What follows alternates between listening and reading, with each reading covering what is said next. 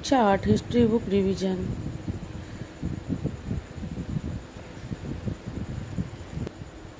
कक्षा 6 में हमने प्राचीन भारत का इतिहास, कक्षा 7 में हमने मध्यकालीन भारत का इतिहास एवं कक्षा 8 में वर्तमान में हम आधुनिक भारत का इतिहास का अध्ययन करेंगे। पुनर्जागरण युग को जन्म देने वाले अनेक परिवर्तनों की शुरुआत सबसे पहले यूरोप में हुई। 15वीं शताब्दी में इटली में एक नया आंदोलन आरंभ हुआ जिसे पुनर्जागरण कहा गया। वैज्ञानिक पद्धति का अर्थ है प्रश्न प्रस्तुत करके प्रयोग द्वारा सत्य को जानना। खोज एवं यात्राएं।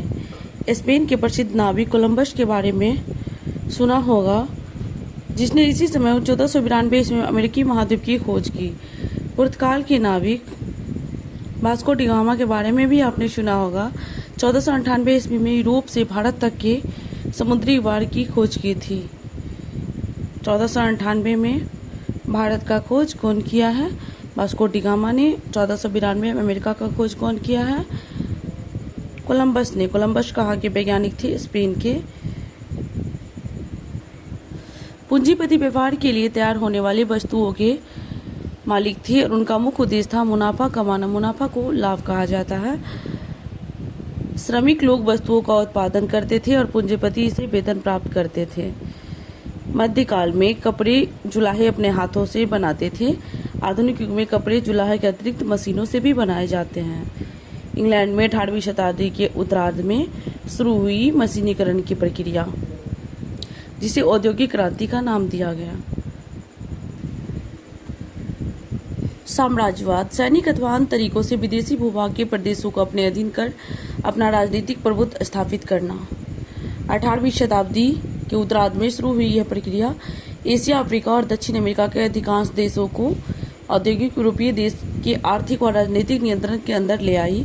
इस प्रक्रिया के अंदर शासित देश कॉलोनी अर्थात उपनिवेश कहलाए। औपनिवेशिक युग भी बड़े पैमाने पर इस प्रक्रिया को अपनाने के कारण इस युग को औपनिवेशिक युग भी कहते हैं। अमेरिकी एवं फ्रांसीसी क्रांति। 18वीं सदी के अंतिम दशकों में दो महत्वपूर्ण बदलाव हुए। पहले का संबंध अमेरिका के स्वतंत्रता संग्राम से एवं दूसरे का संबंध फ्रांसीसी क्रांति से। पहले का अमेरिका, दूसरे का फ्रांसीसी क्रांति से हुआ। धीरे धीरे यहाँ बच गए लोगों ने यूरोपीय देशों के शासन के खिलाफ संघर्ष शुरू किया।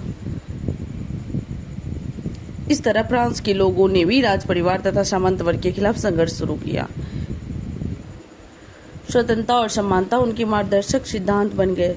फ्रांस और अमेरिका के इन आंदोलनों का कई देशों के लोगों पर बड़ा प्रभाव पड़ा। फ्रांस और अमेरिका के आंदोलन का प्रभाव यह था कि धीरे धीरे एक निश्चित क्षेत्र में रहने वाले लोगों में जो लंबे समय से एक दूसरे के साथ थे, एक जैसी भाषा बोलते थे, उन्हें एक जैसा मानने, एक राष्ट्र के रूप में पहचाने जाने की परंपरा शुरू हुई। इन्हें भी जाने। प्राय 18वीं शताब्दी के उत्तरार्ध को 1750 ईस्वी के बाद आधुनिक काल का प्रारंभ माना जाता है। आधुनिक शब्द का इस्तेमाल जब समय के संदर्भ में किया जाता है तो इसका अर्थ अतीत का सबसे नजदीक हिस्सा जो पिछले लगभग 300 वर्षों से संबंधित है। 18वीं सदी के शुरू में हमारा देश किस प्रकार टुकड़ों टुकड़ों में बटा हुआ था। इसी समय यूरोप के व्यापारी भारत के विभिन्न मार्गों से व्यापार के लिए जुटे थे। व्यापारी इंग्लैंड से आए हुए व्यापार करते करते धीरे धीरे हमारे देश की शासक बन बैठे। उन्होंने 200 साल तक हमारे देश में शासन किया। हमारे देश के आर्थिक संसाधन का अपने लाभ के लिए इस्तेमाल किया। देश पर किसी दूसरे देश के दबदबे से इस तरह के राजनीतिक, आर्थिक, सामाजिक और सांस्कृतिक बदलाव आते हैं। इसे उपनिवेशीकरण कहा जाता है। इस अवस्था को उपनिवेशवाद भी कहते हैं। 1817 ईस्वी में स्कॉटलैंड के अर्थशास्त्री, इतिहासकार और राजनीतिक दार्शनिक जेम्स मिल ने 3 खंडों में history of British India, British Bharat का इतिहास नामक एक किताब लिखा है। हिस्ट्री ऑफ ब्रिटिश इंडिया या ब्रिटिश भारत का इतिहास पुस्तक किसने लिखा है? जेम्स मिल ने। इन्होंने कितने कालखंडों में बांटा है? 3 कालखंडों में, हिंदू, मुस्लिम और ब्रिटिश। जेम्स मिल को लगता था कि एशियाई देश प्रगति और सभ्यता के मामले में यूरोप से काफी पीछे था। अंग्रेज भारतीयों से श्रेष्ठ और बेहतर थे, ये मानना जेम्स मिल का था। इन्होंने एक और तो इतिहास को हिंदू मुस्लिम काल में बांटते हैं, जबकि अपने लिए ब्रिटिश शब्द का प्रयोग करते हैं, ईसाई शब्द का प्रयोग नहीं करते। ब्रिटिश शब्द संभवतः अपनी एकता और राष्ट्रीयता का बोध कराना चाहते हैं। हिंदू, मुस्लिम या ईसाई दौर कहा जा सकता है इनके युग को। इतिहास को जानिए। इतिहास को जानने के लिए जिन स्रोतों या साधनों का प्रयोग करते हैं उसे ऐतिहासिक स्रोत कहते हैं। 19वीं सदी से पहले के सालों में छापाखाने थे। लिपिक या नकल नविश हाथ से ही पांडुलिपियों की प्रतिकृति बनाते थे। दस्तावेजों के प्रतियों को आप आज भी अभिलेखागारों एवं पुस्तकालयों में देख सकते हैं। अभिलेखागार में सरकार के दस्तावेजों को सुरक्षित रखा जाता है। इन दस्तावेजों में सरकार की योजनाओं एवं कर से संबंधित दस्तावेज, पुलिस एवं CID रिपोर्ट, राजनीतिक पार्टियों की गतिविधियों के रिकॉर्ड, विभिन्न कमिश्नरों के रिकॉर्ड इत्यादि होते हैं। इसी तरह पुस्तकालयों में वर्षों पहले के पुराने अखबार, व्यक्तिगत पत्रिका, डायरी, निजी दस्तावेज सुरक्षित हैं। महान व्यक्तियों के जीवन एवं आत्मकथा इतिहास के अध्ययन में उपयोगी साबित हुए हैं। राजधानी दिल्ली में राष्ट्रीय अभिलेखागार है। नेहरू स्मारक पुस्तकालय है कहाँ? दिल्ली में। और पटना में सच्चिदानंद सिन्हा पुस्तकालय और बिहार राज्य अभिलेखागार है।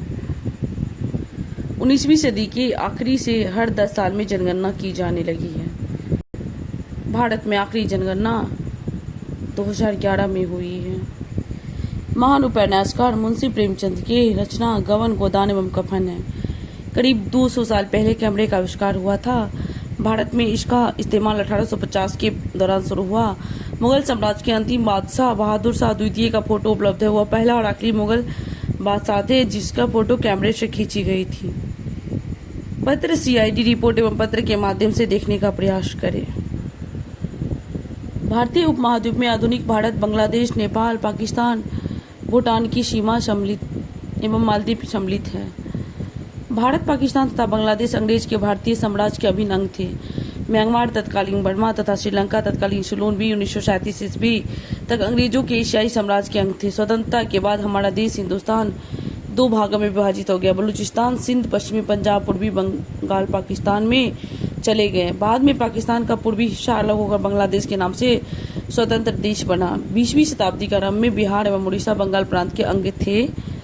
1912 ईस्वी में बिहार एवं उड़ीसा को बंगाल से अलग कर दिया गया, एक नए प्रांत के रूप में संगठित किया गया। 1936 में उड़ीसा को बिहार से अलग प्रांत का दर्जा दिया गया। पुनः 15 नवंबर 2000 को बिहार से उसके दक्षिण पठारी क्षेत्र झारखंड राज्य को अलग किया। बिहार बंगाल कब अलग हुआ? 1912 में। बिहार से उड़ीसा कब अलग हुआ? 1936 में। बिहार से झारखंड कब अलग हुआ? 15 नवंबर 2000 को।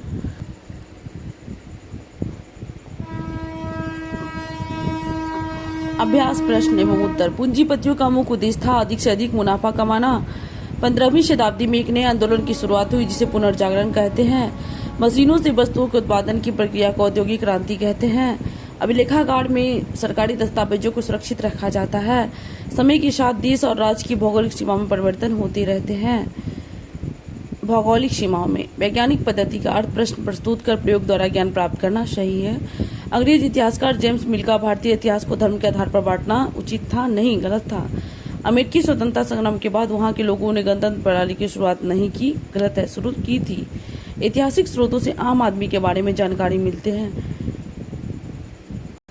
ये गलत है। आजादी के पहले हमारे देश की जो भौगोलिक सीमाएं थी आजादी के बाद भी वही है? ये भी गलत है।